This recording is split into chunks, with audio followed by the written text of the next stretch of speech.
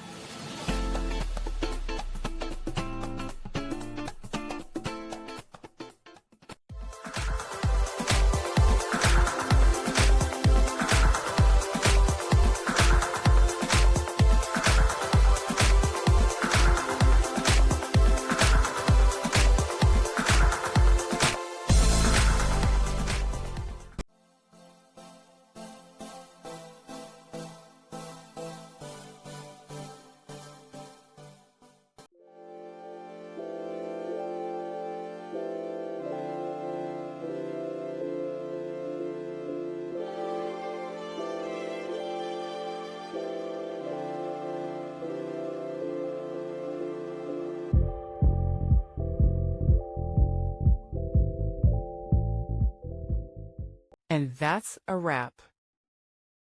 I hope you found the answer you were looking for. If you did, take a second to hit that subscribe button. It really helps out.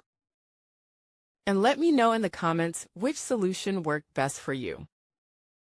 See you next time in the debug zone.